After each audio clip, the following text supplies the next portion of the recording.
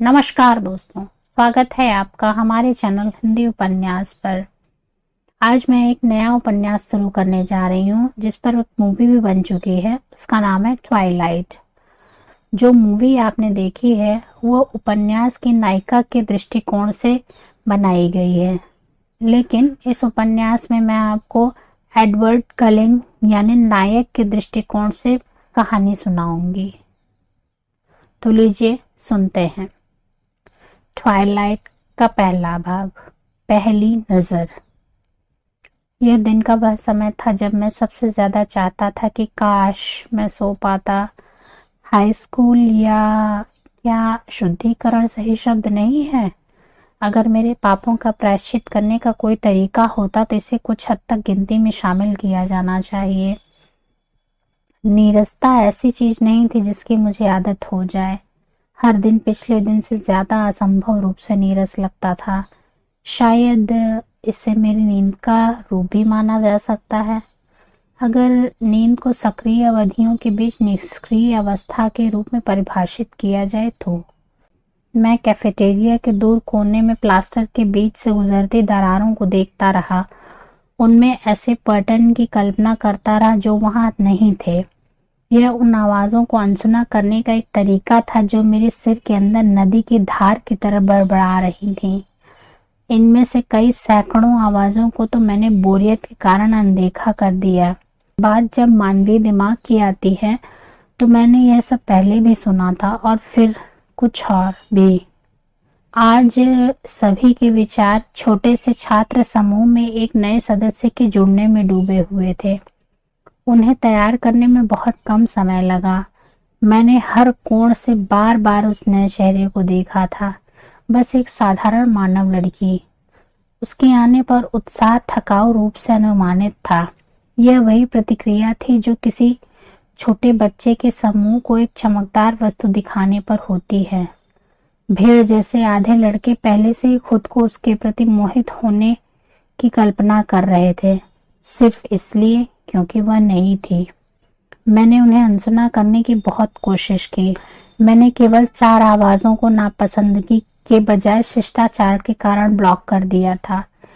मेरा परिवार, जिनमें मेरे 2 भाई और 2 बहनें हैं, जो मेरी मौजूदगी में प्राइवेसी की कमी के इतने आदी थे कि वे शायद ही कभी इसके बारे में चिंतित होते थे। मैंने उन्हें वह दिया जो मैं कर सकता था। मैंने कोशिश की कि अगर मैं मदद कर सकता हूं तो उनके विचार ना सुनूं। मैंने चाहे जितनी कोशिश कर ली, फिर भी मुझे पता था रोजली हमेशा की तरह अपने बारे में सोच रही थी। उसका दिमाग कुछ आश्चर्यों के साथ एक स्थिर तालाब की तरह था। उसने किसी के चश्मे में अपनी प्रोफाइल देखी और अपने परफेक्ट होने पर विचार कर रही थी। किसी और के बाल असली सोने के करीब नहीं हैं। किसी और का आकार बिल्कुल सही ढंग से रेत के ग्लास जैसा नहीं है। किसी और का चेहरा इतना दोष रहित अंडाकार नहीं है। उसने खुद की तुलना यहाँ के इंसानों से नहीं की। यह तुलना हास्यास्पद बेतुकी होती। उसने हमारे जैसे दूसरों के बारे में सोचा। उनमें से भी उसके बराबर कोई नहीं था। एमिट की हमेशा की तरह बेपरवाह अभिव्यक्ति निराशा से भरी हुई थी। अब भी वह अपने काले बालों में एक बड़ा हाथ घुमाता हुआ, बालों को मुट्ठी में बांधता हुआ, रात में जैस्पर से हारने वाले कुश्ती मैच को लेकर अभी भी गुस्से में था। स्कूल के दिन के अंत तक मैच की योजना बनाने के लिए उसे अपने सीमित धैर्य की आवश्यकता होगी। एमिट के विचारों को सुनना कभी भी घुसपैठ जैसा नहीं लगा, क्योंकि उसने कभी कुछ भी ऐसा सोचा नहीं था जिसे वह जोर से ना कहे या अमल में ना लाए। शायद मुझे दूसरों के दिमाग को पढ़कर केवल इसलिए दोष महसूस होता है क्योंकि मुझे पता था कि अंदर ऐसी चीजें हैं जो वे नहीं चाहते कि मैं जानूं। अगर रोजली का दिमाग एक स्थिर तालाब था तो एमिट का दिमाग बिना छाया वाली झील था, कांच की तरह एकदम साफ। और जैस्पर, वो पीड़ित था। मैंने एक आह दबा ली। एडवर्ड। एलिस ने अपने मन में मेरा नाम पुकारा और तुरंत मेरा ध्यान अपनी ओर खींचा। यह वैसा ही था जैसे मेरा नाम जोर से पुकारा जाना। मुझे खुशी थी कि पिछले कुछ दशकों में मुझे दिया गया नाम चलन से बाहर हो गया था। यह अतीत में कष्टप्रद था। जब भी कोई एडवर्ड के बारे में सोचता तो मेरा सिर अपने आप घूम जाता। अब मेरा सिर नहीं घूम रहा था। एलिस और मैं इन निजी बातचीत में अच्छे थे। ऐसा बहुत कम होता था कि हमें कोई पकड़ ले। मैंने अपनी आंखें प्लास्टर की रेखाओं पर टिकाए रखी। वो कैसा है? उसने मुझसे पूछा। मैंने भौहें सिकोड़ी। बस मेरे मुंह के रंग में थोड़ा बदलाव था। ऐसा कुछ भी नहीं जिसे दूसरों को पता चल जाए। मैं आसानी से बोरियत से भौहें सिकोड़ सकता था। जैस्पर बहुत देर से स्थिर था। वह हम सभी की तरह मानवीय हरकतें नहीं कर रहा था। लगातार हरकत में रहना ताकि अलग से ना लगे। जैसे एम्मेट उसके बालों को खींच रहा था, रोजली अपने पैरों को पहले एक तरफ फिर दूसरी तरफ मोड़ रही थी। एलिस लिनोलियम पर अपने पैर की उंगलियों को टैप कर रही थी, या मैं दीवार पर अलग अलग पैटर्न को देखने के लिए अपना सिर हिला रहा था। जैस्पर लकवाग्रस्त दिख रहा था। उसका दुबला शरीर सीधा था, यहाँ तक कि उसके शहद जैसे बाल भी बैंड से आने वाली हवा पर प्रतिक्रिया नहीं कर रहे थे।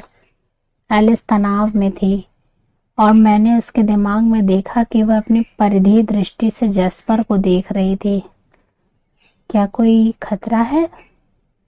उसने तत्काल भविष्य में आगे की खोज की। मेरी भौहें उचकाने के पीछे के स्रोत को जानने के लिए दृश्यों के माध्यम से सरसरी निगाह डाली। ऐसा करते समय भी उसने अपनी तीखी ठोड़ी के नीचे एक छोटी मुट्ठी को दबाना और नियमित रूप से पलकें झपकाना याद रखा। उसने अपनी आंखों से अपने छोटे काले बालों का एक गुच्छा हटाया। मैंने अपना सिर धीरे से बाईं ओर घुमाया, जैसे कि दीवार की ईंटों को देख रहा हूं, और फिर दाईं ओर मुड़ा, छत की दरारों की ओर। दूसरे लोग मान रहे थे कि मैं इंसान की तरह खेल रहा हूं, लेकिन केवल एलिस ही जानती थी कि मैं अपना सिर हिला रहा हूं। वह शांत हो गई। अगर बहुत बुरा लगे तो मुझे बताना, उसने कहा। मैंने सिर्फ अपनी आंखें ऊपर छत की ओर घुमाई और फिर नीचे आ गई। ऐसा करने के लिए शुक्रिया, उसने कहा। मुझे खुशी थी कि मैं उसे जोर से जवाब नहीं दे सकता था। मैं क्या कहता? खुशी से? यह बिल्कुल भी नहीं था। मुझे जैस्पर के संघर्षों को सुनना अच्छा नहीं लगा। क्या इस तरह का प्रयोग करना वाकई जरूरी था? क्या यह स्वीकार करना सुरक्षित रास्ता नहीं होगा कि वह अपने प्यास को कभी भी उतनी अच्छी तरह से संभाल नहीं पाएगा जितना हम बाकी लोग कर सकते हैं, और अपनी सीमाओं को पार नहीं करेगा? आपदा से खिलवाड़ क्यों करना? हमारी पिछली शिकार यात्रा को 2 हफ्ते हो चुके थे। हम में से बाकी लोगों के लिए कोई बहुत मुश्किल समय नहीं था। कभी कभी थोड़ा असहज होता था अगर कोई इंसान बहुत करीब से चला जाता, अगर हवा गलत दिशा में चलती, लेकिन इंसान शायद ही कभी बहुत करीब से चले। उनकी सहज प्रवृत्ति ने उन्हें वह बताया जो उनका चेतन मन कभी नहीं समझ सकता। हम एक खतरा थे जिससे उन्हें बचना चाहिए। जैस्पर अभी बहुत खतरनाक था। ऐसा अक्सर नहीं होता था, लेकिन कभी कभी मैं अपने आसपास के इंसानों की बेखबरता देखकर चौंक जाता था। हम सभी इसके इतने आदी हो चुके थे। हम हमेशा इसकी उम्मीद करते थे, लेकिन कभी कभी यह सामान्य से ज्यादा स्पष्ट लगता था। उनमें से किसी ने भी हमें यहाँ नहीं देखा। हम टूटी फूटी कैफेटेरिया की मेज पर आराम कर रहे थे, हालांकि हमारे आसपास फैले बाघों का हमला हमसे कम घातक होता है। उन्होंने सिर्फ 5 अजीब दिखने वाले लोगों को देखा, जो इंसानों के इतने करीब थे कि वे गुजर सकते थे। इतनी अविश्वसनीय रूप से सुस्त इंद्रियों के साथ जीवित रहने की कल्पना करना बहुत मुश्किल था। उस पल एक छोटी लड़की हमारे सबसे नजदीकी मेज के अंत में रुकी, एक दोस्त से बात करने के लिए। उसने अपने छोटे रेतीले बालों को झटकते हुए अपनी उंगलियों से कंघी की। हीटर ने उसकी खुशबू को हमारी ओर उड़ा दिया। मैं उस खुशबू से होने वाले एहसास का आदी हो चुका था। मेरे गले में सूखा दर्द, पेट में खोखली तड़प, मांसपेशियों का अपने आप कस जाना, मेरे मुंह में जहर का अत्यधिक प्रवाह होने लगा था। यह सब बिल्कुल सामान्य था। आमतौर पर अनदेखा करना आसान था, लेकिन अभी यह और भी कठिन था। प्रतिक्रियाएं और भी प्रबल हैं, दुगनी हो गई हैं, क्योंकि मैं जैस्पर पर नजर रख रहा था। जैस्पर अपनी कल्पना को खुद से दूर जाने दे रहा था। वह इसकी कल्पना कर रहा था, खुद को एलिस के बगल की सीट से उठकर छोटी लड़की के पास खड़ा होने की कल्पना, नीचे झुकने और अंदर जाने के बारे में सोच रहा था, जैसे कि वह उसके कान में फुसफुसाने जा रहा हो और अपने होठों को उसके गले के आर्क को छूने दे। कल्पना कर रहा था कि उसकी त्वचा की कमजोर बाधा के नीचे उसकी नाड़ी का गर्म प्रवाह उसके मुंह के नीचे कैसा महसूस होगा। मैंने उसकी कुर्सी को लात मारी। उसने मुझसे नजरें मिलाई। उसकी काली आंखें एक सेकंड के लिए नाराज थीं और फिर नीचे देखा। मैं उसके सिर में शर्म और विद्रोह की जंग सुन सकता था। सॉरी, जैस्पर ने बड़बड़ाया। मैंने कंधे उचका दिए। तुम कुछ भी नहीं करने वाले थे। एलिस ने उसे बड़बड़ाते हुए उसकी शर्मिंदगी को शांत करते हुए कहा। मैं यह देख सकती थी। मैंने भौहें वापस लड़ाई जो उसे झूठा साबित कर देती। हमें एक साथ रहना था, एलिस और मैं। यह आसान नहीं था। उन लोगों के बीच विचित्र होना जो पहले से ही विचित्र थे। हमने एक दूसरे के रहस्यों की रक्षा की। अगर तुम उन्हें इंसान के तौर पर सोचते तो यह थोड़ी मदद करता, एलिस ने सुझाव दिया। उसकी ऊंची संगीतमय आवाज इतनी तेज थी कि इंसानी कान उसे समझ नहीं पाते, अगर कोई सुनने के लिए काफी नजदीक होता तो भी। उसका नाम विटनी है। उसकी एक छोटी बहन है जिसे वह बहुत प्यार करती है। उसकी माँ ने एस्मे को उस गार्डन पार्टी में आमंत्रित किया था। क्या तुम्हें याद है? मुझे पता है वह कौन है, जैस्पर ने रूखेपन से कहा। वह दूर मुड़ा और उन छोटी खिड़कियों में से एक को देखने लगा जो लंबे कमरे के चारों ओर छत के नीचे थी। उसकी आवाज ने बातचीत को खत्म कर दिया। उसे आज रात शिकार करना होगा। इस तरह के जोखिम उठाना, अपनी ताकत को रखने की कोशिश करना, अपनी सहन शक्ति को बढ़ाना हास्यास्पद था। जैस्पर को बस अपनी सीमाओं को स्वीकार करना चाहिए और उस पर काम करना चाहिए। एलिस ने चुपचाप आह भरी और खड़ी हो गई, अपने खाने की ट्रे अपने साथ लेकर उसे अकेला छोड़कर। वह जानती थी कि उसे उसके प्रोत्साहन से ऊब हो गई है। हालांकि रोजली और एमिट अपने रिश्ते के बारे में ज्यादा मुखर थे, लेकिन एलिस और जैस्पर ही थे जो एक दूसरे की हर जरूरत को अपनी जरूरत के साथ साथ जानते थे। मानो वे भी मन पढ़ सकते हैं, लेकिन केवल एक दूसरे का। एडवर्ड, सहज प्रतिक्रिया से मैं अपने नाम की पुकार की आवाज की ओर मुड़ा। हालांकि यह पुकारा नहीं जा रहा था, बस सोचा जा रहा था। मेरी आंखें आधे सेकंड के लिए एक जोड़ी बड़ी चॉकलेट भूरी मानवीय आंखों से जा मिली, जो एक पीले दिल के आकार वाले चेहरे पर थी। मैं उस चेहरे को पहचानता था, हालांकि मैंने इसे इस पल से पहले कभी नहीं देखा था। यह आज हर इंसान के दिमाग में सबसे ऊपर था। नई छात्रा इसाबेला स्वान, शहर के पुलिस प्रमुख की बेटी, कुछ नई कस्टडी शर्तों के कारण यहाँ रहने के लिए आई है। बेला, उसने उन सभी को सही किया था जिन्होंने इसके पूरे नाम का इस्तेमाल किया था। मैंने ऊब कर दूर देखा। मुझे यह समझने में एक सेकंड लगा कि वह मेरा नाम सोचने वाली नहीं थी। बेशक उसे पहले से ही कलंस पर क्रश हो रहा है। मैंने पहले विचार को सुनना जारी रखा। अब मैंने आवाज को पहचान लिया। Jessica Stanley. कुछ समय हो गया था जब उसने मुझे अपनी आंतरिक बकबक से परेशान किया था।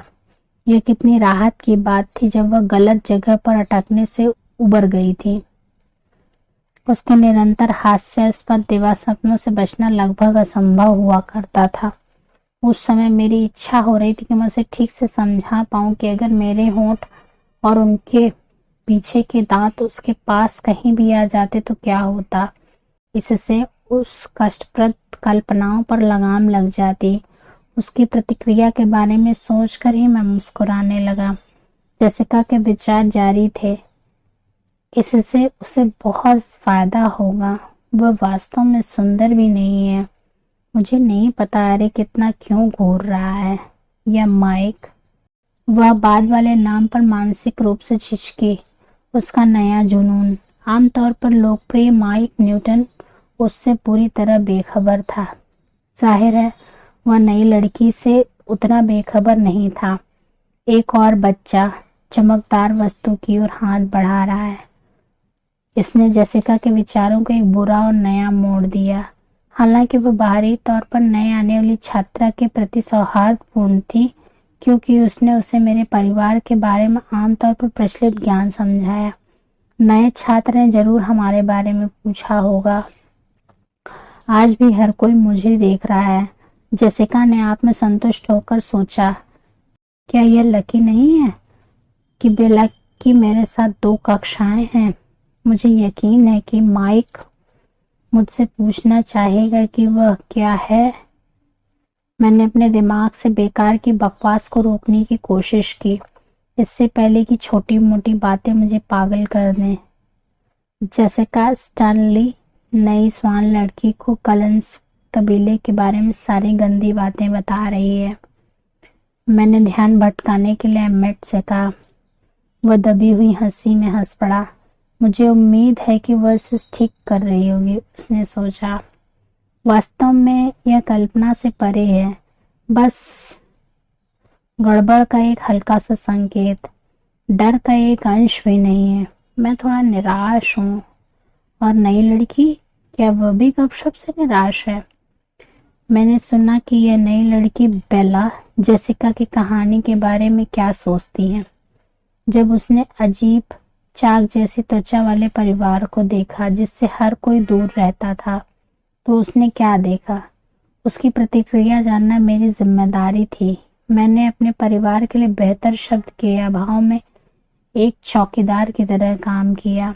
हमारी रक्षा के लिए अगर कभी किसी को शक हुआ तो मैं पहले से चेतावनी दे सकता था और आसानी से पीछे हट सकता था। ऐसा कभी कभी होता था। सक्रिय कल्पना वाला कोई इंसान हमें किसी किताब या फिल्म के किरदार देख लेता था। आमतौर पर वे गलत अनुमान लगाते थे, लेकिन जांच के जोखिम से बचने के लिए कहीं और चले जाना बेहतर था। बहुत कम ही कोई सही अनुमान लगा पाता था। हमने उन्हें अपनी परिकल्पना को परखने का मौका नहीं दिया। हम बस गायब हो गए। एक भयावह याद से ज्यादा कुछ नहीं रह गया। ऐसा कई दशकों से नहीं हुआ था। मैंने कुछ सुना नहीं, हालांकि मैं जेसिका के तुच्छ विचारों को ध्यान से सुन रहा था। ऐसा लग रहा था जैसे उसके बगल में कोई बैठा ही नहीं था। कितना अजीब है। क्या लड़की चली गई थी? ऐसा लगता नहीं था, क्योंकि जेसिका अभी भी उससे बड़बड़ा रही थी। मैंने ऊपर देखा। असंतुलित महसूस कर रहा था। अपनी अतिरिक्त सुनने की क्षमता की जांच कर रहा था। मुझे याद नहीं कि मुझे कभी ऐसा करने की जरूरत पड़ी हो। फिर से मेरी नजर उन चौड़ी भूरी आंखों पर टिक गई। वह ठीक उसी जगह बैठी थी जहां वह पहले बैठी थी और हमें देख रही थी। ऐसा करना स्वाभाविक था, मुझे लगा, क्योंकि जेसिका अभी भी कलंस के बारे में स्थानीय गपशप से उसका मनोरंजन कर रही थी। हमारे बारे में सोचना भी स्वाभाविक होगा, लेकिन मैं एक फुसफुसाहट भी नहीं सुन सका। एक अजनबी को घूरते हुए पकड़े जाने की शर्मनाक गलती से नीचे देखते हुए उसके गालों पर गर्म आमंत्रित करने वाला लाल रंग छा गया था। यह अच्छा था कि जेस्पर अभी भी खिड़की से बाहर देख रहा था। मुझे यह कल्पना करना भी पसंद नहीं था कि खून का इतना आसान जमाव उसके नियंत्रण पर क्या प्रभाव डालेगा। उसके चेहरे पर भावनाएं इतनी स्पष्ट थी, मानो उन्हें शब्दों में बयां किया गया हो। आश्चर्य, क्योंकि वह अनजाने में ही अपनी और मेरी तरह के लोगों के बीच सूक्ष्म अंतर के संकेतों को आत्मसात कर रही थी। जिज्ञासा, क्योंकि वह जेसिका की कहानी सुन रही थी। और कुछ और, शायद मोह। यह पहली बार नहीं होगा। हम उनके लिए सुंदर थे, हमारा इच्छित शिकार। फिर अंत में शर्मिंदगी। और फिर भी, हालांकि उसकी अजीब आंखें इतनी स्पष्ट व्यक्त कर रही थी, उनकी गहराई के कारण ये अजीब है। मैं जहां बैठा था वहां से केवल शांति सुन सकता था, बस शांति। मुझे एक पल के लिए बेचैनी महसूस हुई। ये कुछ ऐसा था जिसका मैंने पहले कभी सामना नहीं किया था। क्या मेरे साथ कुछ गड़बड़ थी? मुझे बिल्कुल वैसा ही महसूस हुआ जैसा हमेशा होता है। मैं उस पर ध्यान लगाकर सुनने लगा। वे सारी आवाजें जिन्हें मैंने रोका था अचानक मेरे दिमाग में गूंजने लगी। मुझे आश्चर्य है कि उसे कौन सा संगीत पसंद है। शायद मैं अपनी नई सीडी के बारे में बता सकता हूँ, माइक न्यूटन सोच रहा था, जो 2 टेबल दूर था और उसका ध्यान बिला स्वान पर केंद्रित था। देखो उसे कैसे घूर रहा है। क्या यह पर्याप्त नहीं कि स्कूल की आधी लड़कियां उसका इंतजार कर रही हैं? एरिक की ओरकी के विचार जेलसी के थे और लड़की के इर्द गिर्द भी घूम रहे थे। So disgusting. तुम्हें लगेगा कि वह प्रसिद्ध है या कुछ और। यहाँ तक कि एडवर्ड कलिन भी उसे घूर रहा है। लॉरेन मैलोरी को इतनी जलन हो रही थी, उसका चेहरा गहरे जेड रंग का हो गया था। और जेसिका अपनी नई सबसे अच्छी दोस्त को दिखा रही थी। क्या मजाक है। लड़की के विचारों से विशालापन निकलता रहा। मुझे यकीन है कि सभी ने उससे यह पूछा होगा, लेकिन मैं उससे बात करना चाहूंगा।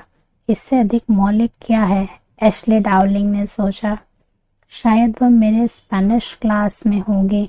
जून रिचर्डसन ने आशा व्यक्त की। आज रात को बहुत कुछ करना बाकी है, त्रिकोणमिति और अंग्रेजी की परीक्षा।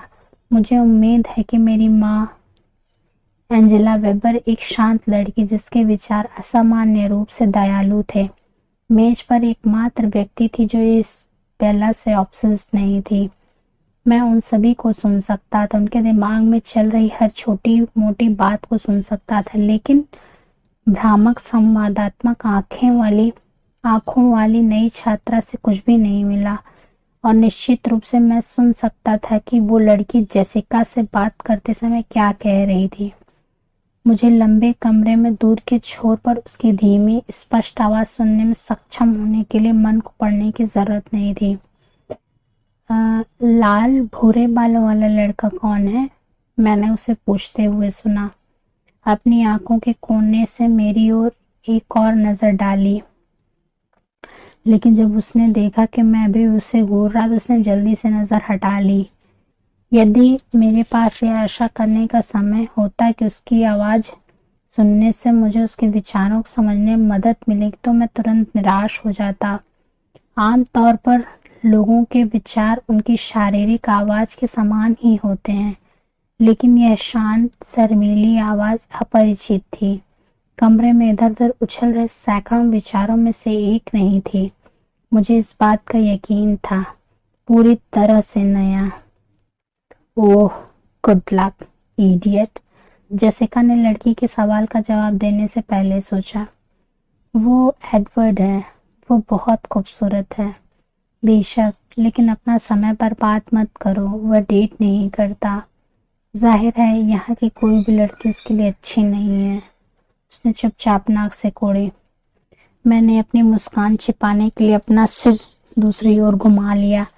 जेसिका और उसके सहपाठियों को पता नहीं था कि वे कितने भाग्यशाली थे कि उनमें से कोई भी मुझे खास पसंद नहीं आया। क्षणिक हास्य के नीचे मुझे एक अजीब सा आवेग महसूस हुआ जिसे मैं स्पष्ट रूप से समझ नहीं पाया। इसका जेसिका के विचारों के उस क्रूर पहलू से कुछ लेना देना था जिसके बारे में नई लड़की अनजान थी। मुझे उनके बीच में आने की अजीब सी इच्छा हुई ताकि बेला स्वान को जेसिका के दिमाग की काली चालों से बचाया जा सके। यह महसूस करना कितना अजीब है।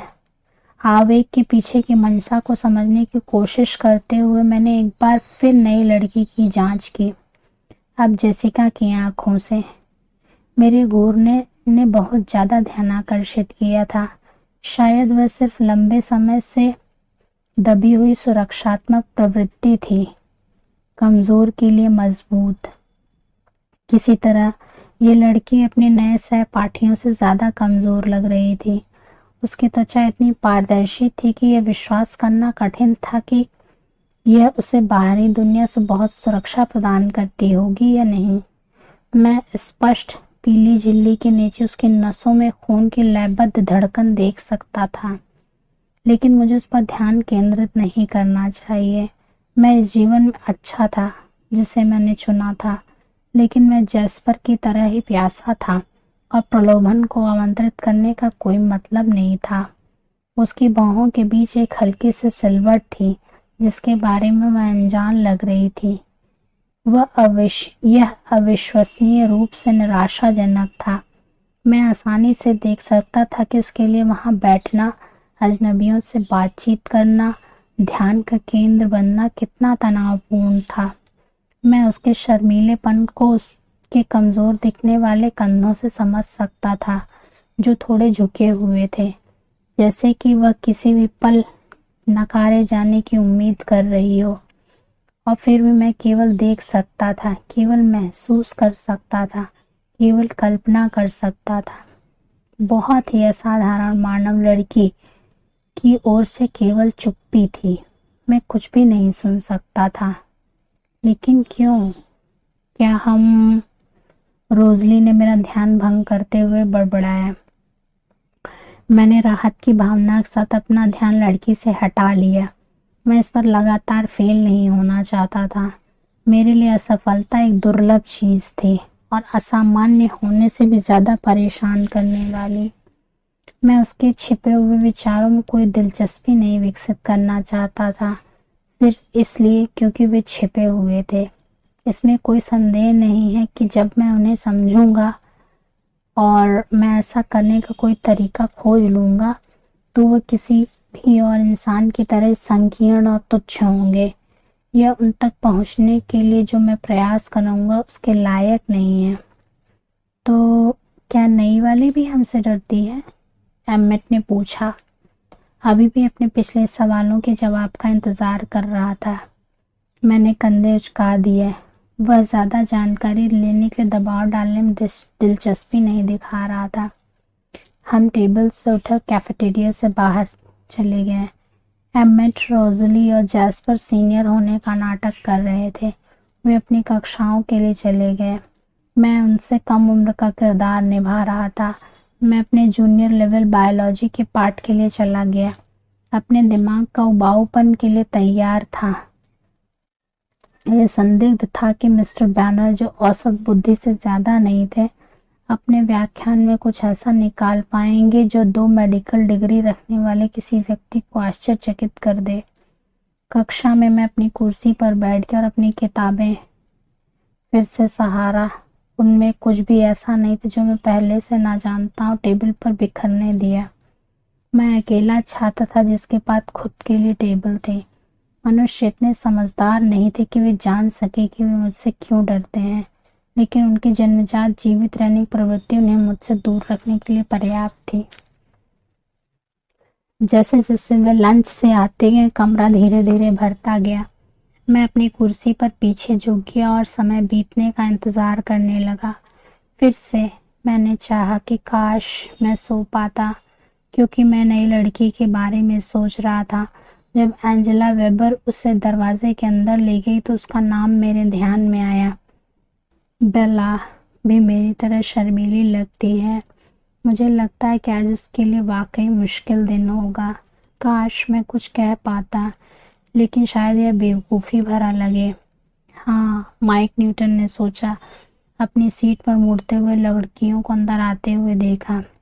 अभी भी जिस जगह बेला स्वान खड़ी थी वहां कुछ भी नहीं था। वह खाली जगह जहां उसके विचारों को होना चाहिए था मुझे परेशान और बेचैन कर रही थी। क्या होगा अगर यह सब बंद हो जाए? क्या होगा अगर ये किसी तरह की मानसिक गिरावट का पहला लक्षण हो? मैं अक्सर चाहता था कि मैं इस शोरगुल से बच जाऊं, कि मैं सामान्य हो जाऊं जहां तक मेरे लिए संभव था। लेकिन अब मुझे इस विचार से घबराहट होने लगी थी। मैं जो कर सकता था उसके बिना मैं क्या होता। मैंने ऐसी चीज के बारे में कभी नहीं सुना था। मैं देखता हूँ अगर कार्लाइल ने कुछ सुना हो। लड़की मेरे बगल में गलियारे से आगे चली गई, टीचर की डेस्क की ओर बढ़ गई। बेचारी लड़की। मेरे बगल वाली सीट ही एकमात्र खाली सीट थी। मैंने अपने आप ही टेबल के उस हिस्से को साफ कर दिया जो उसकी तरफ था और अपनी किताबें एक ढेर में रख दी। मुझे संदेह था कि वह वहाँ सहज महसूस करेगी। वह एक लंबे सेमेस्टर के लिए थी, कम से कम इस क्लास में, शायद। हालांकि उसके बगल में बैठकर मैं उसके छुपे हुए विचारों को बाहर निकाल पाऊंगा। ऐसा नहीं है कि मुझे पहले कभी किसी के करीब होने की जरूरत पड़ी। ऐसा नहीं कि मुझे सुनने के लायक कुछ भी मिलेगा। बेला स्वान गर्म हवा के प्रवाह में चली गई जो वेंट से मेरी ओर बह रही थी। उसकी खुशबू ने मुझ पर प्रहार किया, जैसे कोई हथौड़ा चला रहा हो या जैसे कोई ग्रेनेड फट रहा हो। उस पल में मेरे साथ जो भी हुआ वह इतनी तेजी से हुआ कि उसको दिखाने के लिए कोई भी छवि इतनी हिंसक नहीं थी। तुरंत मैं बदल गया। मैं उस इंसान के करीब भी नहीं था जो मैं कभी था। मानवता के उन टुकड़ों का कोई निशान नहीं बचा था जिसे मैंने वर्षों से खुद में छुपा रखा था। मैं एक शिकारी हो गया था। वो मेरा शिकार थी। पूरी दुनिया में उस सच्चाई के अलावा और कुछ नहीं था। वहाँ गवाहों से भरा कोई कमरा नहीं था। वे पहले से ही मेरे दिमाग में कोलैटरल डैमेज थे। उसके विचारों का रहस्य को भी भुला दिया। उसके विचारों का उससे कोई मतलब नहीं था क्योंकि वह उन्हें ज्यादा देर तक नहीं सोच सकती थी।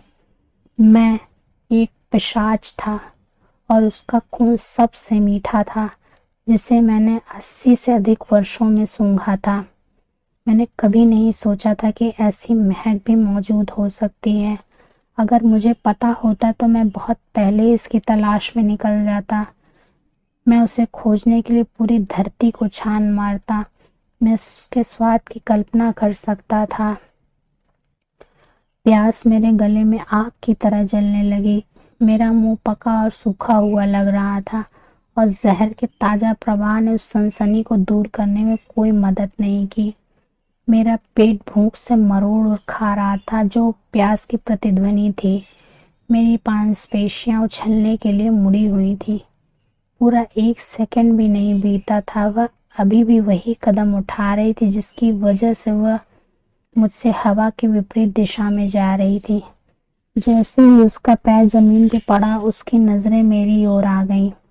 एक ऐसा कदम जो वह स्पष्ट रूप से चुपके से उठाना चाहती थी। उसकी नजर मेरी नजर से मिली और मैंने खुद को उसकी आंखों के आईने में प्रतिबिंबित देखा। वहां मैंने जो चेहरा देखा उसके सदमे ने कुछ कांटों भरे क्षणों के लिए उसकी जान बचाई।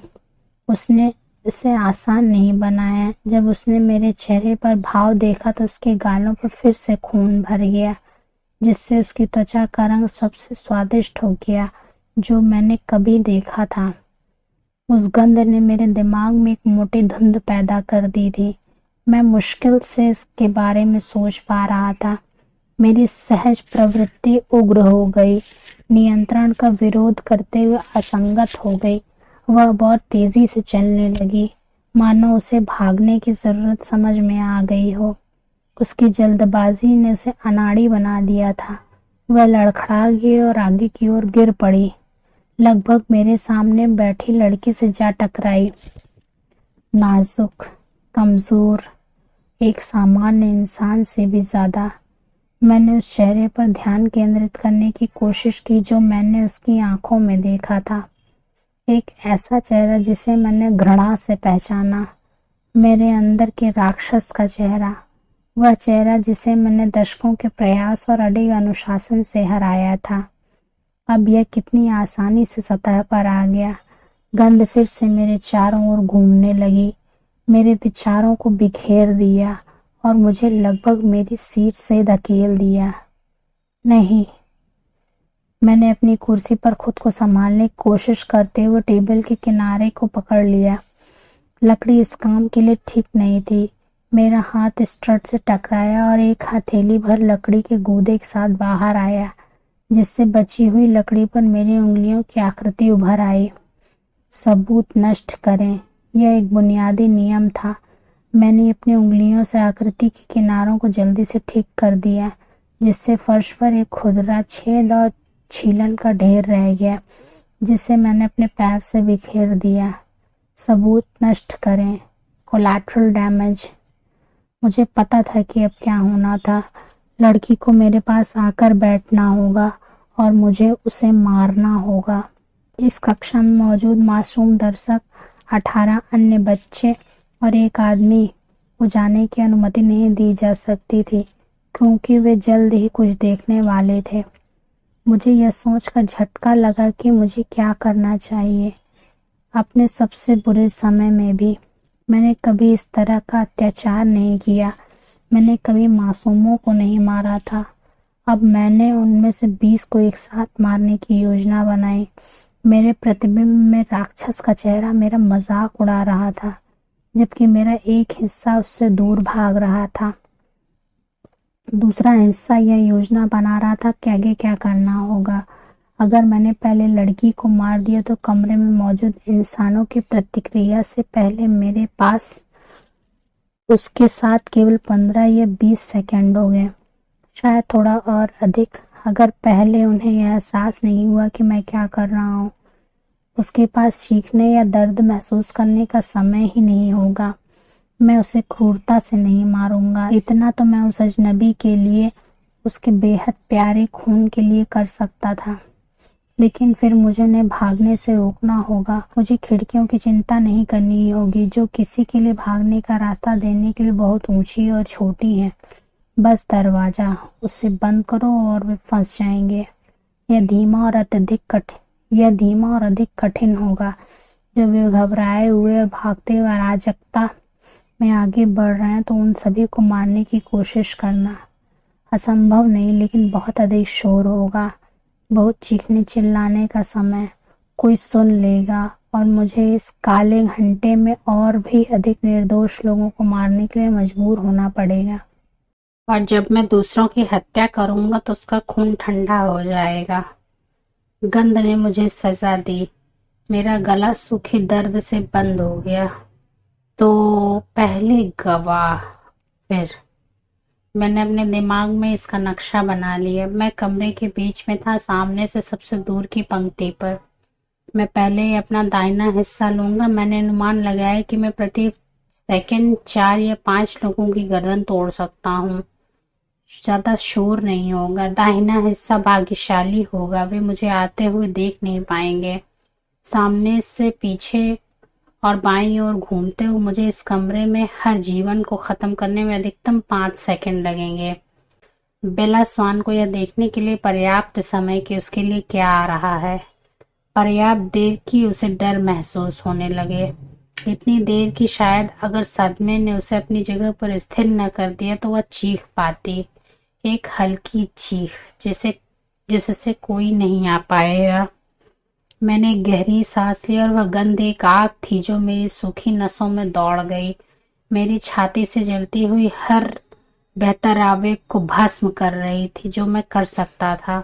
वह अभी मुड़ रही थी। कुछ सेकंड में वो मुझसे 1 इंच की दूरी पर बैठ जाएगी। मेरे सिर में राक्षस ने खुशी मनाई। किसी ने मेरे बाईं ओर एक फोल्डर को जोर से बंद कर दिया।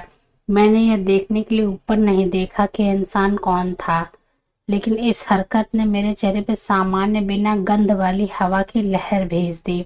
एक छोटे से सेकंड के लिए मैं स्पष्ट रूप से सोचने में सक्षम हो गया था। उस कीमती पल में मैंने अपने सिर में 2 चेहरे देखे, एक दूसरे के बगल में। एक मेरा है, यह कहा जाए कि था, लाल आंखों वाला राक्षस जिसने इतने लोगों को मार डाला था कि मैंने गिनना बंद कर दिया था। तर्कसंगत नायोचित हत्याएं। मैं हत्यारों का हत्यारा था। दूसरे कम शक्तिशाली राक्षसों का हत्यारा। यह एक ईश्वरीय जटिलता थी। मैंने स्वीकार किया यह तय करना कि मृत्युदंड किसको मिलना चाहिए, यह खुद के साथ एक समझौता था। मैंने मानव रक्त पिया था, लेकिन केवल सबसे ढीली परिभाषा के अनुसार। मेरे शिकार अपने विभिन्न अंधेरे शगलों में मुझसे बमुश्किल ही ज्यादा इंसान थे, और दूसरा चेहरा कार्लाइल का था। दोनों चेहरों में कोई समानता नहीं थी, वे उजले दिन और काली रात थे। समानता के अस्तित्व का कोई कारण नहीं था। कार्लाइल बायोलॉजिकल अर्थ में मेरे पिता नहीं थे। हमारे पास कोई समान विशेषताएं नहीं थी। हमारे रंग में समानता हम जो थे उसका परिणाम थी। हर पिशाच लाश की तरह पीला था। हमारी आंखों के रंग में समानता एक और मामला था, जो कि एक आपसी पसंद का प्रतिबिंब थी। और फिर भी, हालांकि समानता का कोई आधार नहीं था, मैंने कल्पना की थी कि पिछले 70 सालों में जब मैंने उनकी पसंद को अपनाया और उनके कदमों पर चला, तो मेरा चेहरा कुछ हद तक उनके चेहरे को प्रतिबिंबित करने लगा था। मेरे चेहरे की विशेषताएं नहीं बदली थीं, लेकिन मुझे ऐसा लगा जैसे उनकी कुछ बुद्धिमत्ता ने मेरे चेहरे पर छाप छोड़ी है। उनकी थोड़ी करुणा मेरे मुंह के भावों पर देखी जा सकती थी, और उनके धैर्य के संकेत मेरे माथे पर स्पष्ट थे। राक्षस के चेहरे में वे सभी छोटे छोटे सुधार खो गए थे। कुछ ही क्षणों में मेरे अंदर ऐसा कुछ भी नहीं बचेगा जो मेरे निर्माता, मेरे गुरु, मेरे पिता के साथ बिताए गए वर्षों को दर्शाए। मेरी आंखें शैतान की तरह लाल हो जाएंगी। सारी समानता हमेशा के लिए खो जाएगी। मेरे दिमाग में कार्लाइल की दयालु आंखें थीं, जो मुझे जज नहीं करती। मुझे पता था कि वह मुझे इस भयानक कृत्य के लिए माफ कर देंगे, क्योंकि वे मुझसे बहुत प्यार करते हैं, क्योंकि उसे लगता है कि मैं जितना हूँ पहले से बेहतर हूँ। बिलासवान मेरी बगल की वाली कुर्सी पर बैठ गई। उसकी हरकतें सख्त और अजीब थीं। इसमें कोई शक नहीं कि वह डर से थी, और उसके खून की गंध मेरे चारों ओर एक अपरिहार्य बादल में फैल गई। मैं अपने पिता को मेरे बारे में गलत साबित कर दूंगा। इस तथ्य का दुख मेरे गले में आग की तरह ही दर्दनाक था। मैं घृणा से उससे दूर हो गया, उसे लेने के लिए तड़प रहे राक्षस से घृणा करते हुए। उसे यहाँ क्यों आना पड़ा? वो है ही क्यों? उसने मेरे इस जीवन में जो थोड़ी शांति थी उसे नष्ट क्यों कर दिया? यह कष्टदायक मानव कभी पैदा ही क्यों हुआ? वो मुझे बर्बाद कर देगी। मैंने अपना चेहरा उससे दूर कर लिया, क्योंकि अचानक एक भयंकर तर्कहीन घृणा मेरे भीतर से बह गई। मैं राक्षस नहीं बनना चाहता था। मैं इस कमरे में भरे मासूम बच्चों को नहीं मारना चाहता था। मैं वह सब कुछ नहीं खोना चाहता था जो मैंने जीवन भर त्याग और इनकार करके हासिल किया था। मैं नहीं चाहता था कि वह मुझे मजबूर करे। वो मुझे मजबूर नहीं कर सकती थी। समस्या सिर्फ उसकी गंध थी, उसके खून की भयानक रूप से आकर्षक गंध। अगर विरोध करने का कोई तरीका होता, अगर केवल ताजी हवा का एक और झोंका मेरे सिर को साफ कर सकता। बिलासवान ने अपने लंबे घने महोगनी बालों को मेरी ओर हिलाया। क्या वह पागल थी? नहीं, कोई मददगार हवा नहीं थी, लेकिन मुझे सांस लेने की जरूरत नहीं थी। मैंने अपने फेफड़ों से हवा के प्रवाह को रोक दिया। राहत तुरंत मिली, लेकिन अधूरी। मेरे सिर में अभी भी उस गंध की याद थी। मेरी जीभ के पीछे उसका स्वाद था। मैं लंबे समय तक इसका विरोध भी नहीं कर पाऊंगा। जब तक वह और मैं इस कमरे में एक साथ थे, इस कमरे में हर जीवन खतरे में था। मुझे भाग जाना चाहिए। मैं भागना चाहता था। मेरे बगल में उसकी गर्मी से दूर जाना चाहता था, और जलन के दर्द से। लेकिन मुझे 100% यकीन नहीं था कि अगर मैं अपनी मांसपेशियों को हिलाने के लिए, यहाँ तक कि सिर्फ खड़े होने के लिए भी खोल देता हूँ, तो मैं हमला नहीं करूँगा, और वह हत्या नहीं करूँगा जिसकी मैंने पहले से योजना बनाई थी। लेकिन शायद मैं 1 घंटे तक विरोध कर सकता हूँ। क्या 1 घंटा बिना हमले के जाने के लिए, नियंत्रण पाने के लिए पर्याप्त समय होगा? मुझे संदेह हुआ। फिर मैंने खुद को मजबूत किया। मैं इसे पर्याप्त बना लूंगा। पीड़ितों से भरे इस कमरे से बाहर निकलने के लिए बस इतना ही समय। ऐसे पीड़ित जिन्हें शायद पीड़ित होने की जरूरत नहीं थी। अगर मैं एक छोटे से घंटे के लिए विरोध कर सकता। यह एक असहज एहसास था, सांस नहीं ले पाना। मेरे शरीर को ऑक्सीजन की जरूरत नहीं थी, लेकिन यह मेरी प्रवृत्ति के खिलाफ था। तनाव के समय मैं अपने अन्य इंद्रियों की तुलना में गंध पर अधिक निर्भर था। यह शिकार में रास्ता दिखाता था, यह खतरे के मामले में पहली चेतावनी होती है। मैं अक्सर अपनी जैसी खतरनाक चीज का सामना नहीं करता था, लेकिन मेरे जैसे लोगों में आत्म संरक्षण उतना ही मजबूत था जितना कि औसत इंसान में। असुविधाजनक लेकिन मैनेजेबल। उसे सूंघने और उस महीन पतली पारदर्शी त्वचा के माध्यम से अपने दांतों को गर्म गीले स्पंदनशील त्वचा में न गड़ाने से ज्यादा सहनीय। 1 घंटा, सिर्फ 1 घंटा। मुझे गंध स्वाद के बारे में नहीं सोचना चाहिए। लड़की ने अपने बाल हमारे बीच रखे थे। वह आगे झुकी ताकि वे उसके फोल्डर पर फैल जाएं। मैं उसका चेहरा नहीं देख पा रहा था ताकि उसके स्पष्ट गहरी आंखों में भावनाओं को पढ़ सकूं। क्या वह उन आंखों को मुझसे छिपाने की कोशिश कर रही थी, डर से, शर्म से, अपने राज सपने तक रखने के लिए?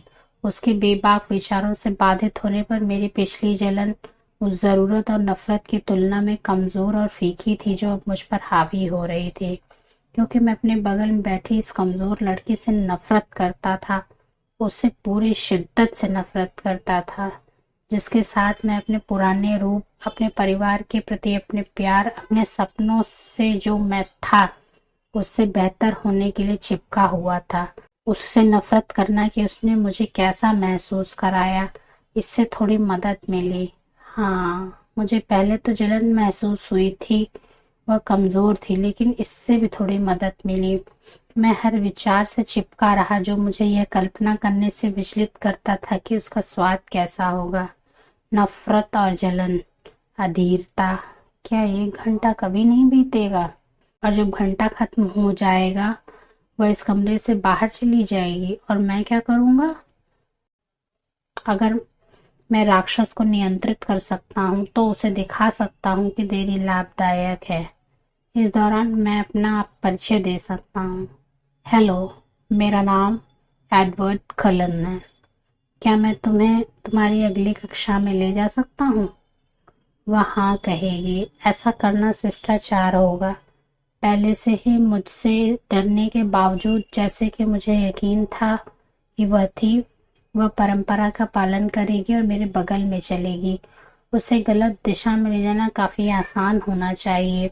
जंगल की एक शाखा पार्किंग स्थल के पीछे के कोने को छूने के लिए उंगली की तरफ फैली हुई थी। मैं उसे बता सकता था कि मैं अपनी कार में एक किताब भूल गया हूँ। क्या कोई यह नोटिस करेगा कि मैं आखिरी व्यक्ति था जिसके साथ उसे देखा गया था?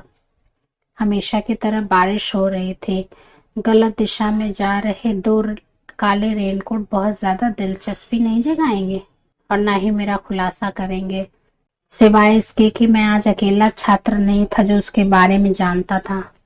हालांकि कोई भी मेरे जितना ही सचेत नहीं था। माइक न्यूटन विशेष रूप से उसके वजन में हर बदलाव के प्रति सचेत था, क्योंकि वह अपनी कुर्सी पर बेचैन थी। वह मेरे इतने करीब होने पर असहज थी, जैसे कि कोई भी होगा। जैसा कि मैंने उम्मीद की थी कि उसकी गंध ने सभी परोपकारी चिंताओं को नष्ट कर दिया है। माइक न्यूटन को पता चल जाता कि वह मेरे साथ कक्षा से बाहर चली गई है। अगर मैं 1 घंटे तक टिक सकता हूँ तो क्या मैं 2 घंटे तक भी टिक सकता हूँ? मैं जलन के दर्द से सिहर गया। वह घर जाती तो एक खाली घर होता। पुलिस चीफ सन 8 घंटे काम करते थे। मैं उनके घर को जानता हूँ, जैसे मैं छोटे से शहर के हर घर को जानता था। उनका घर घने जंगल के ठीक सामने था। कोई करीबी पड़ोसी नहीं था। अगर उसे चीखने का समय भी मिलता जो वह नहीं कर पाते तो कोई सुनने वाला नहीं होगा। इससे निपटने का यही जिम्मेदारी तरीका होगा। मैं 7 दशकों से बिना मानव रक्त के रह चुका हूँ। अगर मैं अपनी सांस रोक लेता तो मैं 2 घंटे तक टिक सकता था, और जब वह मेरे साथ अकेली होती तो किसी और के चोटिल होने की कोई संभावना नहीं होती। और इस अनुभव को जल्दी से जल्दी पूरा करने की कोई वजह नहीं थी। मेरे दिमाग में बैठा राक्षस सहमत था।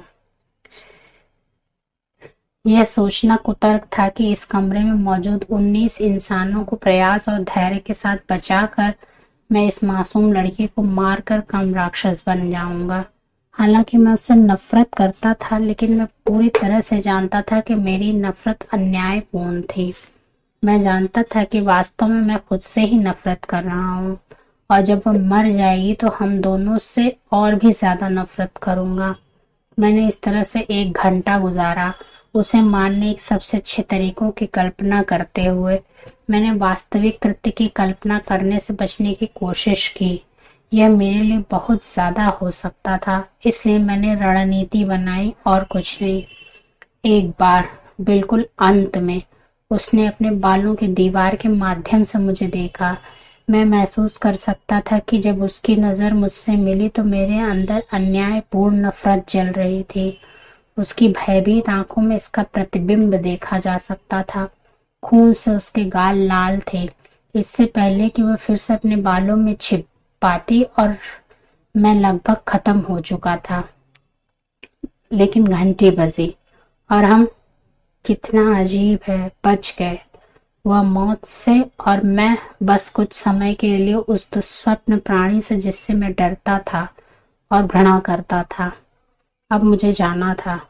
अपना सारा ध्यान सबसे सरल कार्यों पर केंद्रित करने के बावजूद मैं उतनी धीमी गति से नहीं चल पा रहा था जितना मुझे चलना चाहिए। मैं कमरे से भाग गया। अगर कोई देख रहा होता तो उसे संदेह हो सकता था कि मेरे बाहर निकलने में कुछ गड़बड़ है। कोई भी मेरी ओर ध्यान नहीं दे रहा था। सभी के विचार अभी भी उस लड़की के इर्द गिर्द घूम रहे थे जिसे 1 घंटे से भी कम समय मरने की सजा दी गई थी। मैं अपनी कार में छिप गया। मुझे खुद के छिपने के बारे में सोचना पसंद नहीं था। यह कितना कायरतापूर्ण लग रहा था, लेकिन अब मेरे पास इतना अनुशासन नहीं बचा था कि मैं इंसानों के बीच रहूं। उनमें से किसी एक को न मारने पर अपने प्रयासों को इतना केंद्रित करने से मेरे पास दूसरों का विरोध करने के लिए कोई संसाधन नहीं बचा। यह कितना बेकार होता। अगर मैं राक्षस के सामने झुक जाता तो मैं हारने लायक हो जाता। मैंने एक सीढ़ी बजाई जो आमतौर पर मुझे शांत कर देती थी, लेकिन अब यह मेरे लिए कुछ खास नहीं कर रही थी। नहीं, सबसे ज्यादा जो मदद करने वाली चीज थी वो थी ठंडी नम हवा जो मेरी खुली खिड़कियों से हल्की बारिश के साथ बह रही थी। हालांकि मुझे बेला स्वान के खून की खुशबू बिल्कुल साफ साफ याद थी, लेकिन इस साफ हवा में सांस लेना मेरे शरीर के अंदरूनी हिस्से को, उसके संक्रमण को धोने जैसा था। मैं फिर से समझदार हो गया था। मैं फिर से सोच सकता था और मैं फिर से लड़ सकता था। मैं उससे फिर से लड़ सकता था जो मैं नहीं बनना चाहता था। मुझे उसके घर जाने की जरूरत नहीं थी। मुझे उसे मारने की जरूरत नहीं थी। जाहिर है मैं एक तर्कसंगत और सोचने वाला प्राणी था और मेरे पास एक विकल्प था। हमेशा एक विकल्प होता है। कक्षा में ऐसा महसूस नहीं हुआ था, लेकिन अब मैं उससे दूर था। मैंने अपने पिता को निराश नहीं किया। मैं अपनी माँ के तनाव, चिंता, दर्द का कारण नहीं बना। हाँ, इससे मेरी दत्तक माँ को भी दुख पहुंचता, और वो बहुत कोमल और प्यारी थी। ऐसमें जैसे किसी को दर्द पहुंचाना वास्तव में अक्षम्य था। शायद अगर मैं इस लड़की से बहुत दूर रहता तो मुझे अपनी जिंदगी बदलने की जरूरत नहीं पड़ती। मैंने चीजों को अपनी पसंद के हिसाब से व्यवस्थित किया हुआ था। मैं किसी उत्तेजक और स्वादिष्ट चीज को से बर्बाद क्यों करने दूं? यह कितनी विडंबना है कि मैं इस मानव लड़की को जेसिका स्टैनली के तीखे विचारों के तुच्छ दंतहीन खतरे से बचाना चाहता था। मैं आखिरी व्यक्ति था जो इसाबेला स्वान के लिए कभी भी रक्षक के रूप में खड़ा हो सकता था। उससे मुझसे जितनी सुरक्षा की आवश्यकता थी, उससे अधिक किसी और चीज की आवश्यकता नहीं होगी। एलिस कहाँ थी? मैंने अचानक सोचा, क्या उसने मुझे स्वान लड़की को कई तरीकों से मारते हुए नहीं देखा था? वो मेरी सहायता के लिए क्यों नहीं आई? मुझे रोकने के लिए या सबूत साफ करने में मेरी मदद करने के लिए? जो भी हो, क्या वह जैस्पर के साथ परेशानी की निगरानी में इतनी व्यस्त थी कि वह इससे अधिक भयावह संभावना से चूक गई, या मैं जितना सोचता था उससे अधिक मैं शक्तिशाली था? क्या मैं वास्तव में लड़की के साथ कुछ नहीं करता? नहीं, मुझे पता था कि यह सच नहीं था। एलिस जैस्पर पर बहुत अधिक ध्यान केंद्रित कर रही होगी। मैंने उस दिशा में खोज की जहां मुझे पता था कि मेरी बहन होगी। अंग्रेजी कक्षाओं के लिए इस्तेमाल की जाने वाली छोटी सी इमारत। मुझे उसकी परिचित आवाज को खोजने में अधिक समय नहीं लगा, और मैं सही था। उसका हर विचार जैस्पर की ओर मुड़ा हुआ था, जो उसकी छोटी छोटी पसंदों को बारीकी से देख रही थी। मैं चाहता था कि मैं उससे सलाह ले पाऊं, लेकिन साथ ही मैं खुश था कि उसे नहीं पता कि मैं क्या करने में सक्षम हूँ। मुझे अपने शरीर में एक नई जलन महसूस हुई, शर्म की जलन। मैं नहीं चाहता था कि उनमें से कोई भी यह जाने। अगर मैं बेला स्वान को अवॉइड कर सकता था, अगर मैं उसे मारने से बच सकता था, भले ही मैं यह सोच रहा था। राक्षस तड़प रहा था और हताशा में अपने दांत पीस रहा था, तो किसी को भी पता नहीं चलना चाहिए। अगर मैं उसकी गंध से दूर रह सकता था, तो कोई कारण नहीं था कि मैं कोशिश न करूं। कम से कम एक अच्छा विकल्प बनाओ। कार्लाइल ने जो सोचा था वैसा बनने की कोशिश करो। स्कूल का आखिरी घंटा लगभग खत्म हो चुका था। मैंने अपनी नई योजना को तुरंत अमल में लाने का फैसला किया। यहाँ पार्किंग में बैठने से बेहतर है जहाँ से वह मेरे पास से गुजर सकते, मेरे प्रयास को बर्बाद कर सकती है। फिर से मुझे उस लड़की के लिए अन्यायपूर्ण घृणा महसूस हुई। मैं तेजी से चला गया, थोड़ी ज्यादा तेजी से, लेकिन वहां कोई गवाह नहीं था। छोटे से परिसर से होते हुए कार्यालय तक रिसेप्शनिस्ट को छोड़कर यह खाली था, जिसने मेरे चुपचाप प्रवेश पर ध्यान नहीं दिया।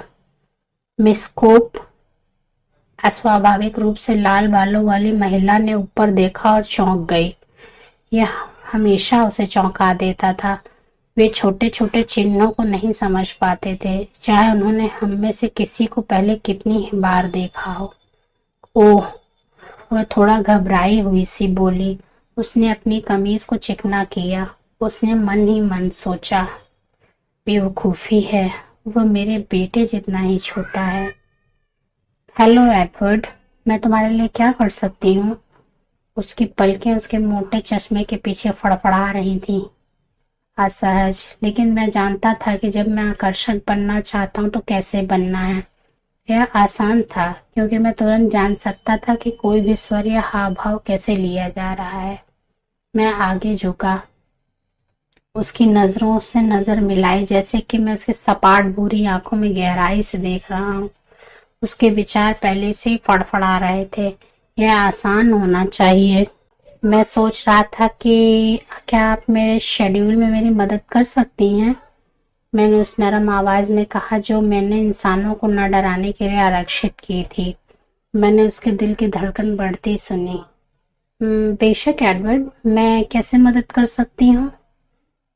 बहुत छोटा, बहुत छोटा, उसने खुद से बार बार कहा। गलत है, बेशक मैं उसके दादा से भी बड़ा था। मैं सोच रहा था कि क्या मैं अपने जीव विज्ञान की कक्षा से वरिष्ठ स्तर के विज्ञान में जा सकता हूँ? शायद भौतिकी। क्या मिस्टर बैनर के साथ कोई समस्या है एडवर्ड? नहीं, बिल्कुल नहीं। बस इतना है कि मैंने पहले इस विषय का अध्ययन कर लिया है, अलास्का में उस त्वरित विद्यालय में जहां आप सभी गए थे। ठीक है, यह सोचते हुए उसके पतले होंठ सिकुड़ गए। इन सभी को तो कॉलेज में होना चाहिए। मैंने शिक्षकों को शिकायत करते सुना है। परफेक्ट 4, कभी भी उत्तर देने में हिचकिचाहट नहीं, कभी भी किसी परीक्षा में गलत उत्तर नहीं, जैसे कि उन्होंने हर विषय में धोखा देने का कोई न कोई तरीका खोज लिया। मिस्टर बर्नर्ड यह मानना पसंद नहीं करेंगे कोई भी ट्रिक में धोखा दे रहा है, बजाय इसके कि वे सोचेंगे कोई छात्र उनसे ज्यादा होशियार है। मैं शर्त लगा सकती हूँ कि उनकी माँ उन्हें पढ़ाती होगी। वास्तव में एडवर्ड, फिजिक्स अभी भी बहुत भरी हुई है। मिस्टर बैनर को एक कक्षा में 25 से ज्यादा छात्रों का होना पसंद नहीं है। मैं कोई परेशानी नहीं पैदा करूंगा। बिल्कुल नहीं, परफेक्ट कलेंस नहीं। मैं जानती हूँ एडवर्ड, लेकिन अभी पर्याप्त सीटें नहीं हैं। तो क्या मैं क्लास छोड़ सकता हूँ? मैं इस अवधि का उपयोग स्वतंत्र अध्ययन के लिए कर सकता हूँ। बायोलॉजी छोड़ दूँ? उसका मुंह खुला रह गया। यह एक पागलपन है। जिस विषय को आप पहले से जानते हैं उसमें बैठना कितना मुश्किल है। जरूर मिस्टर बैनर के साथ कोई समस्या होनी चाहिए। आपके पास स्नातक करने के लिए पर्याप्त क्रेडिट नहीं होंगे। मैं अगले साल पूरा कर लूंगा। शायद आपको इस बारे में अपने माता पिता से बात करनी चाहिए। मेरे पीछे दरवाजा खुला, लेकिन जो भी था उसने मेरे बारे में नहीं सोचा, इसलिए मैंने आगमन को अनदेखा किया और मिस्कोप पर ध्यान केंद्रित किया। मैं थोड़ा और करीब झुका और घूरने लगा, जैसे कि मैं उसकी आंखों में और गहराई से देख रहा था। अगर वे आज काले के बजाय गोल्डन कलर की होती तो यह बेहतर होता। कालेपन ने लोगों को डरा दिया, जैसा कि होना चाहिए। मेरी गणना ने महिला को प्रभावित किया। वह अपनी परस्पर विरोधी प्रवृत्तियों से भ्रमित होकर पीछे हट गई। प्लीज मिस कोप, मैं फुसफुसाया, मेरी आवाज जितनी मधुर और सम्मोहक हो सकती थी उतनी ही मधुर करके, और उसकी क्षण घृणा कम हो गई। क्या कोई और सेक्शन नहीं है जहां मैं जा सकूं? मुझे यकीन है कि कहीं कोई खाली सीट जरूर होनी चाहिए। छठे घंटे का जीव विज्ञान एकमात्र विकल्प तो नहीं हो सकता है। मैं उसे देखकर मुस्कुराया, सावधानी से अपने दांत इतने ज्यादा न दिखाऊं पर फिर से डर जाए। अपने चेहरे के भाव को नरम किया। उसका दिल तेजी से धड़क रहा था, बहुत छोटा। उसने खुद को पागलों की तरह याद दिलाया। ठीक है, शायद मैं बॉब से बात कर सकती हूँ। मेरा मतलब मिस्टर बैनर। मैं देख सकती हूँ कि एक सेकंड में ही सब कुछ बदल गया। कमरे का माहौल, यहाँ आने का मेरा मिशन, जिस कारण से मैं लाल बालों वाली महिला की ओर झुका था, जो एक उद्देश्य के लिए था। समांथा वेल्स को कमरे में प्रवेश करने, दरवाजे के पास टोकरी में हस्ताक्षरित लेट स्लिप रखने और स्कूल से दूर जाने की जल्दी में फिर से बाहर निकलने में बस एक सेकंड लगा। खुले दरवाजे से अचानक हवा का झोंका मुझ पर टूट पड़ा और मुझे एहसास हुआ कि दरवाजे से बाहर आने वाली पहली महिला ने अपने विचारों से मुझे क्यों बाधित नहीं किया। मैं मुड़ा, हालांकि मुझे यह सुनिश्चित करने की जरूरत नहीं थी। बिला स्वान दरवाजे के पास की दीवार से अपनी पीठ सटाए खड़ी थी। उसके हाथ में कागज का एक टुकड़ा था। मेरी क्रूर अमानवीय नजर को देखते हुए उसकी आंखें पहले से भी बड़ी हो गई थीं। उसके खून की गंध छोटे गर्म कमरे में हवा के हर कण में समा गई थी। मेरा गला आग की लपटों में जल उठा। राक्षस ने उसकी आंखों के दर्पण से मुझे फिर से घूरा। बुराई का मुखौटा। काउंटर के ऊपर हवा में मेरा हाथ झिझका। मुझे पीछे मुड़कर नहीं देखना था ताकि मैं उसके पार पहुंच सकूं और मिस्कोप के सिर को इतनी जोर से उनकी डेस्क पर पटक सकूं कि उनकी मौत हो जाए। 20 के बजाय 2 जाने, एक अच्छा सौदा। राक्षस उत्सुकता से, भूख से मेरे ऐसा करने का इंतजार कर रहा था, लेकिन हमेशा एक विकल्प होता था, होना ही था। मैंने अपने फेफड़े की हरकतें बंद कर दी और कार्लाइल का चेहरा अपनी आंखों के सामने कर लिया। मैं पीछे मुड़ा और मिस्कोप का सामना किया और मेरे चेहरे पर आए बदलाव पर उनके अतिरिक्त आश्चर्य को सुना। वो मुझसे दूर हो गई, लेकिन उसका डर संगत शब्दों में नहीं बदल पाया। अपने दशकों के आत्म अस्वीकार में मैंने जो नियंत्रण हासिल किया था, उसका उपयोग करते हुए मैंने अपनी आवाज को एक समान और मधुर बनाया। मेरे फेफड़े में बस इतनी हवा बची थी कि मैं एक बार फिर से बोल सकूं, शब्दों के माध्यम से तेजी से आगे बढ़ सकूं। कोई बात नहीं, तो मैं देख सकता हूं कि यह संभव है। आपकी मदद के लिए बहुत बहुत धन्यवाद। मैं कमरे से बाहर निकल गया, लड़की के शरीर की रक्त की गर्मी को महसूस न करने की कोशिश करते हुए मैं उसके कुछ इंच के पास से गुजरा। मैं तब तक नहीं रुका जब तक मैं अपनी कार में नहीं पहुंच गया। पूरे रास्ते बहुत तेजी से आगे बढ़ रहा था। ज्यादातर लोग पहले ही जा चुके थे, इसलिए वहां बहुत ज्यादा गवाह नहीं थे। मैंने एक द्वितीय वर्ष के छात्र डीजे गैरट को नोटिस करते और फिर अनदेखा करते हुए सुना। कलन कहाँ से आया? ऐसा लग रहा जैसे वह हवा से निकल कर आया हो। मैं फिर से कल्पना करने लगा। माँ हमेशा कहती है। जब मैं वॉल्वो में बैठा तो बाकी लोग पहले से ही वहां थे। मैंने अपनी सांसों को नियंत्रित करने की कोशिश की, लेकिन मैं ताज़ी हवा में ऐसे हाँफ रहा था जैसे मेरा दम घुट गया हो। एडवर्ड? एलिस ने पूछा। उसकी आवाज में घबराहट थी। मैंने बस उसके सामने अपना सिर हिलाया। तुम्हें क्या हो गया है? एम्मेट ने पूछा, इस तथ्य से कुछ समय के लिए विचलित कि जैस्पर अपने रीमैच के मूड में नहीं था। जवाब देने के बजाय मैंने कार को रिवर्स में डाल दिया। मुझे इस लॉट से बाहर निकलना था, इससे पहले कि बेला स्वान भी मेरे पीछे आ जाए। मेरा अपना निजी शैतान मुझे परेशान कर रहा था। मैंने कार को घुमाया और तेज किया। पार्किंग लॉट से बाहर निकलने से पहले मेरी गति 40 हो गई। सड़क पर मैं मोड़ लेने से पहले 70 हो गया। बिना देखे मुझे पता था कि एम्मेट, रोजली और जैस्पर सभी एलिस को घूरने के लिए मुड़े थे। उसने कंधे उचका दिए। वह नहीं देख पा रही थी कि क्या बीत गया, केवल यह देख कि क्या आने वाला है। अब वह मेरी ओर देख रही थी। हम दोनों ने उसके दिमाग में जो देखा उसे समझा और हम दोनों हैरान थे। तुम जा रहे हो? उसने फुसफुसाया। अब बाकी लोग मुझे घूर रहे थे। क्या मैं जा रहा हूँ? मैंने अपने दांतों से गुर्राहट की। उसने तब इसे देखा जब मेरा संकल्प डगमगा गया और एक अन्य विकल्प ने मेरे भविष्य को एक अंधकार में दिशा में मोड़ दिया। ओह! बेला स्वान मृत मरी। मेरी आंखें ताजा खून से चमकती हुई लाल हो गई। उसके बाद की खोज हमारा पीछा करेगी। फोक से बाहर निकलने और फिर से नई शुरुआत करने के लिए सुरक्षित होने से पहले हम कितने समय सावधानी इस प्रतीक्षा करेंगे। ओह! उसने फिर कहा। तस्वीर अधिक साफ हो गई। मैंने पहली बार चीफ स्वान के घर के अंदर देखा। बेला को पीले रंग की अलमारियों वाली एक छोटी सी रसोई में देखा। उसकी पीठ मेरी ओर थी क्योंकि मैं छाया से उसका पीछा कर रहा था। गंध को मुझे उसकी ओर खींचने दिया। रुको, मैंने कराते हुए कहा और अधिक सहन नहीं कर सका। सॉरी, ने फुसफुसाया।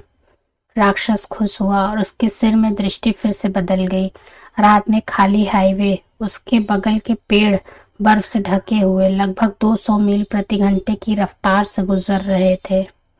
मुझे तुम्हारी याद आएगी, उसने कहा, चाहे तुम कितने भी समय के लिए जाओ। एम्मेट और रोजली ने एक दूसरे को आशंकित नजर से देखा।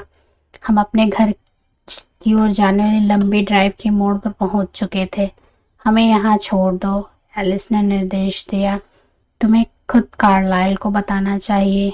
मैंने सिर हिलाया और अचानक कार रुक गई। एम्मेट, रोजली और जैस्पर चुपचाप बाहर निकल गए। वे एलिस से समझाने के लिए कहेंगे जब मैं चला जाऊंगा। एलिस ने मेरे कंधे को छुआ।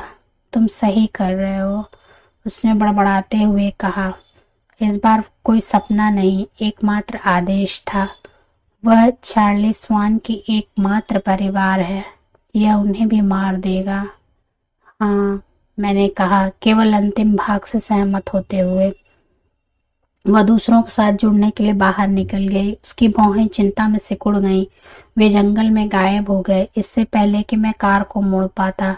मुझे पता था कि एलिस के सिर में चल रहे दृश्य अंधेरे से रोशनी की ओर बढ़ते हुए स्ट्रोब लाइट की तरह चमकेंगे। जैसे मैं 90 की रफ्तार से फोक से वापस की ओर जा रहा था। मुझे यकीन नहीं था कि मैं कहाँ जा रहा हूँ। अपने पिता को अलविदा कहने के लिए या अपने अंदर के राक्षस को गले लगाने के लिए। सड़क मेरे टायरों के नीचे से उड़ गई। इसी के साथ ट्वाइलाइट का पहला अध्याय समाप्त होता है। मिलते हैं अगले अध्याय के साथ जल्दी। तब तक के लिए धन्यवाद। दोस्तों, यदि आपको बेला स्वान के दृष्टिकोण से ट्वाइलाइट के उपन्यास की कहानी सुननी है तो उसके लिए कमेंट करें। मैं उसे अवश्य आप लोगों के लिए लेकर आऊंगी। मिलते हैं अगले वीडियो में। नमस्कार।